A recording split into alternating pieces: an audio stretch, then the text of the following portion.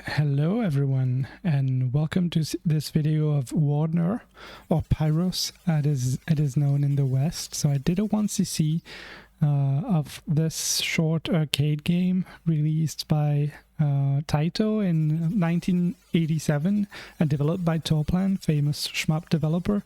So it's quite an old game, but also very interesting because it's almost one of a kind. Looking at it, you would think that it's an action adventure game, kind of like Zelda 2, I guess, but really it's more of a hybrid between a platformer and a puzzle game, because there are a lot of segments where you can't progress at all if you can't figure out what the game wants you to do. And in that sense, I suppose it's closer to something like Ghouls and Ghosts, maybe, or Ghosts and Goblins, with a bit less emphasis on combat. So in terms of gameplay, and we're looking at the first stage here, so you can see it's pretty basic. You have a basic jump, you have a fire attack, sort of like Mario's fire attack in the Mario Bros games, and really that's about it. You also have a very tight time limit that you can see on the bottom right of the screen. It's a lot closer than you would think, so you don't get much time to explore, but at the same time it keeps things pretty interesting, because overall the game is not too hard. It feels hard at first, but once you know what it wants you to do, it's actually pretty easy. However, there are a lot of secrets to find, and the game plays quite well. So you know, I really like this game. I like the look of it. I think it looks pretty. It is very much a product of its time. I think the music is amazing. I was very impressed with that. And I guess a modern equivalent. So now we're getting to the first boss, which is really easy. Doesn't even shoot anything, so it just sort of just stands there if you keep shooting it. And then I guess the modern day equivalent for this would be Dark Souls. So you can see you have a shop as well. So you can purchase upgrades or sort of armor or additional time with your gold. So you're also encouraged to spend your resources wisely. So there's both time and gold. So that, keeps it a bit fresh as well, because you can try to go for different options as the game progresses. You also have, so you can see at the bottom left of the screen, you have a power level right next to the lives. So right now I'm on power level 2, so that's the level of my shots. Very much like what you'd see in a shmup, for instance.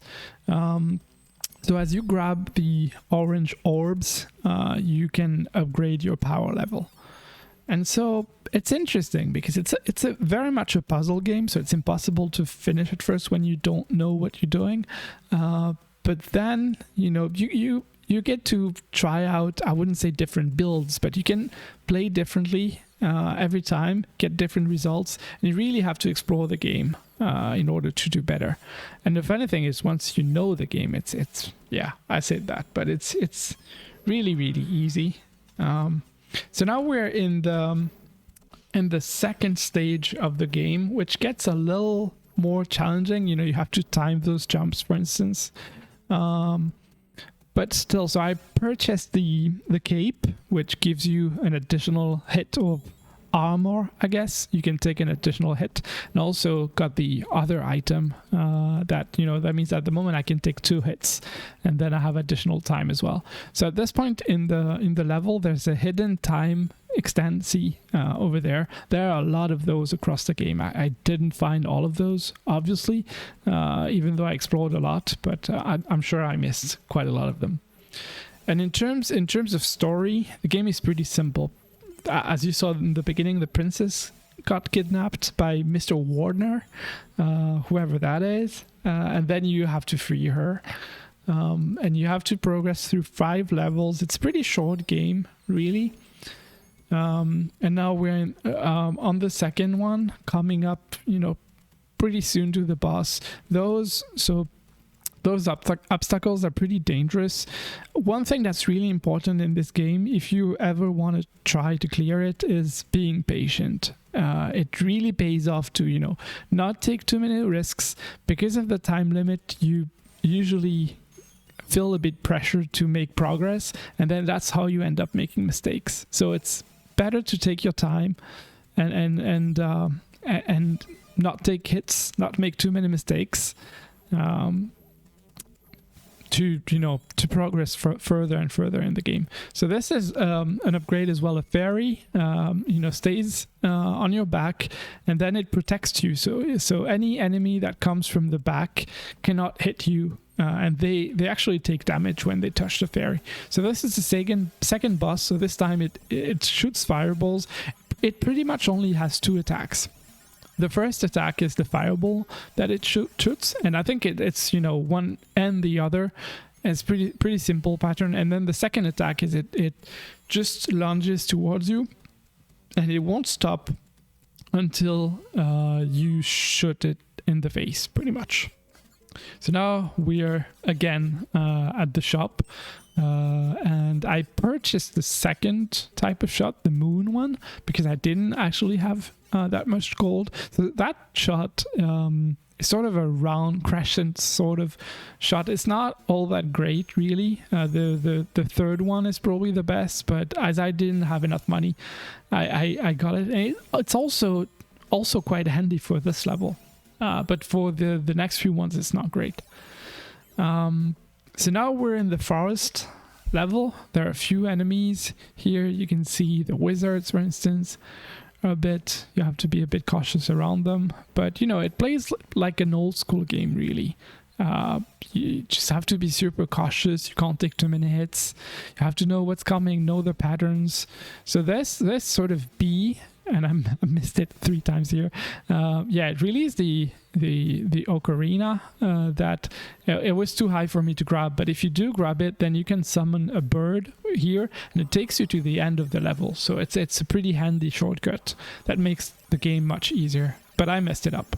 So this part here gets a bit more challenging with the fireballs. Yeah, I get hit here, of course. Should have anticipated that a bit more, but I'm still, in okay shape. I can take another hit.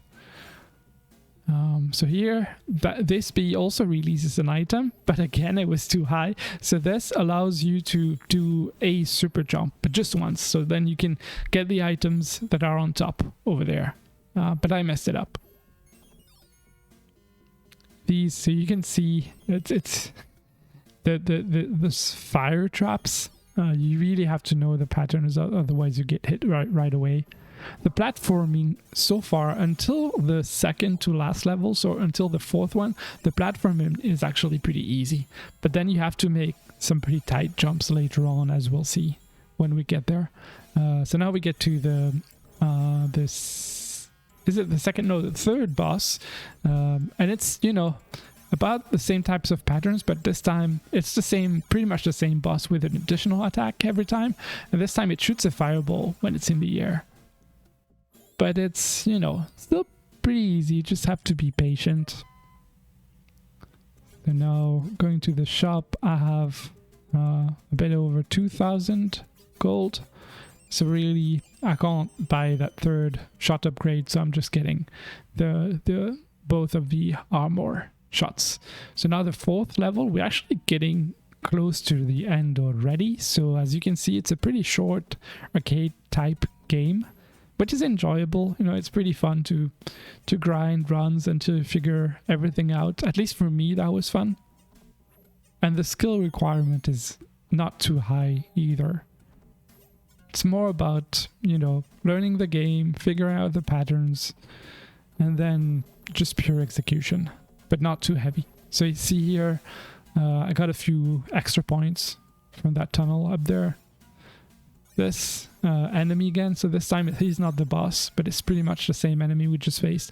I just skipped forward and didn't try to beat him because, I only have 2 minutes left, and then I have another additional one from the clock. I get hit here, silly fumble. Probably should have been a bit more careful, but at this point, I've got 3 lives. I'm not doing too bad. I'm sure there are other additional lives hidden in the game that I didn't find. But this was an okay run. See, I get another shot upgrade. So when you get the big orbs, you get one right away. And then otherwise you have to collect many of them to get another one. This is a hidden one up as well. A bit tricky to figure out, especially with those boulders coming down. So in this level, you have to do a lot of experimentation. You have to try the different paths until you find the right ones. And then I didn't even do everything. There seems to be like a sort of side quest there's a character in the beginning that asks you to defeat a specific enemy, and then he says he'll give you secrets. So I didn't end up doing that because of the time limit as well. So this is the guy on the left. You can see him. So I wonder what happens when you do that. Maybe I'll try. And now this is, where the platforming gets a little more, I wouldn't say challenging because it's still pretty easy here, but, a bit more annoying, I guess. So this is where this shot also comes in, it feels a bit handy. I think I pressed that button. I think I pressed it again over here, the pause button by mistake, and it recorded that on my run. So I'm wasting time here. See, I only have, so it says about 30 seconds. Really, I have 1 minute and 30 seconds because I have a clock that I can use as well. That it gets used automatically when you get to the 0 time. As for the version, so this is, now the game will start getting a little more challenging. Those platforms are a bit tricky. You have to know the order, you have to know what to do. So see, second one, jump, and then the fifth one, you have to do that sort of jump in the same place again. And now this is, we're coming up to an annoying part here. I can't remember if I lost a life, but I know I lost a lot of lives on here. And as for the version of the game I'm playing, so this is the arcade version. It's actually Pyros. I think the game, it's the US version. The Japanese version is Wardner and the US version is Pyros, but I don't think there are any differences between the games, at least that I'm not aware of them. Seems to be the same thing. And I'm playing this on PS4. I got this game as a bonus in the Same collection by M2, and I actually ended up, so far I haven't played that game, well, those games much. See, I end up losing here. This is a tricky part for me. Thankfully, there are checkpoints, so you don't have to restart the whole level all over again. I actually ended up enjoying this game a bit more than Hisame or Same. So I need to delve into those a bit more, and maybe I'll find more enjoyment from them. But this was a nice surprise. I was not expecting to, like this game. Yeah, get hit. I lose a life here again, being a bit careless and mistiming my jump. So the nice thing is sometimes the game helps you out. For instance, here it cleared the enemy, so I didn't have to try again.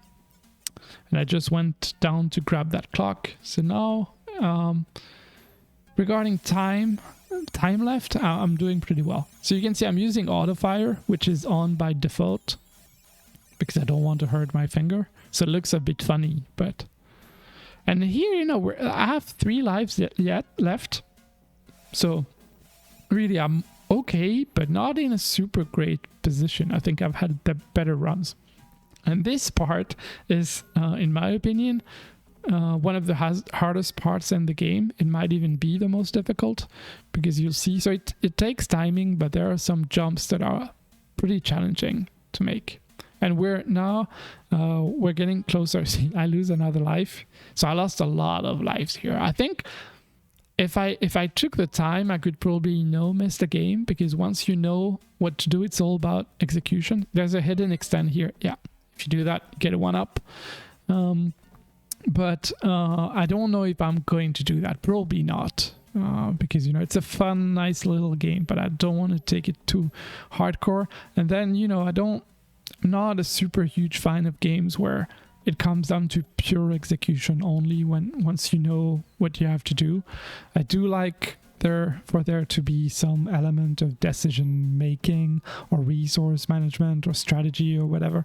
This game, once you know what you have to do, it's you can settle on a route and just follow it. So it's a bit, it's a pure arcade game, a lot like a shmup. And then this is it's already done. So the level 4 boss is a big dragon. And now we are already moving on to the last stage of this game, stage 5, which it's pretty short, but it does repeat some of the same enemies and patterns a few times. I think it's 2 or 3 times, so that's a little unfortunate. Not my favorite level in the game. Thankfully, the music is pretty cool, but so this pattern I like. This kind of enemy, I think it's pretty creative. And again, you have to be really patient. It's frustrating because time is going down. So here I was not patient, and I should have just waited a bit more. But you want to get it over and done with, really. So now on this life, I'm a bit overly cautious, but I think that's it's always the better choice. And I have a lot of time here. Moving on. So this sort of armored guy summons golems, but with this shot type, he's really easy to kill.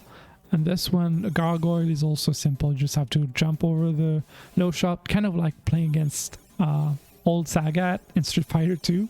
Just have to avoid the shots. And thankfully, he doesn't have much life. And you can just hold crouch down when you jump, so it's actually not that tricky. This part is a little annoying with the phantoms. I got hit quite a few times because you have to manage them. They're coming from both sides, and then so it repeats. It's the same 3 or 4 screens over again. So that's I was a little disappointed with that part. The thing I do like about the game, however, aside from the graphics, is the atmosphere. It is very special, both the music and the graphics. It feels very old school, but in a nice way. And I also like the simplicity. It has RPG elements like leveling up and shops and everything, but it still feels like an arcade game, like something you'd go to an arcade, put up a coin, and just play 1 or 2 credits, and it would be fun, and you'd understand. Even though the game doesn't explain anything to you, you just figure it out by playing. I think that's pretty fun. See here, this time the phantom pattern, the phantom screen, I died because I was not cautious enough.